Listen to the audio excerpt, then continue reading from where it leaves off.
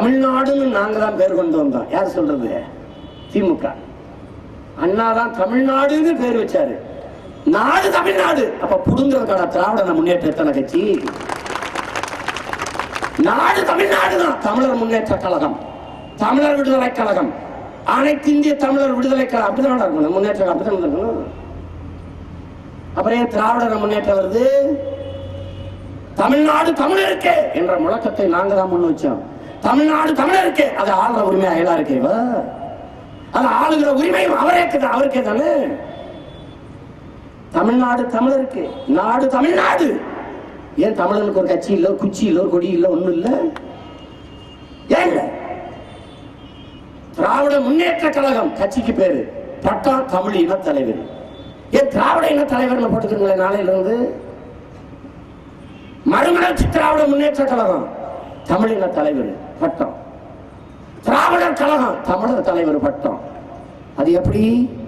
தமிழ கேனப்பைய, கேடு கட்டவன், இழிச்சவாயன், மதிக்கட்டவன் எழுதியிருக்கா? எத்தனை நூற்றாண்டுக்கு ஏமாத்த போறீங்க?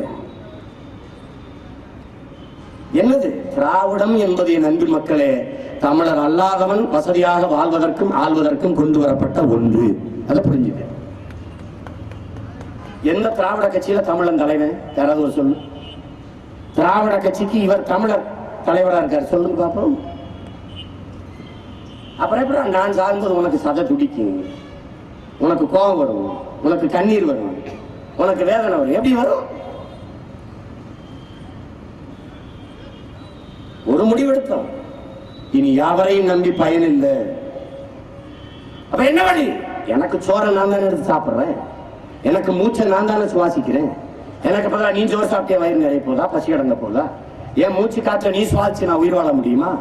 எனவே ஒரு முடிவு, எனது சுவாசத்தை நானே, எனது மூச்சு காற்றை நானே சுவாசிப்பது போல எனது உரிமையை, எனது விடுதலையை நானே போராடி பெறுவது, எனக்கான அரசியலை நானே தீர்மானிப்பது.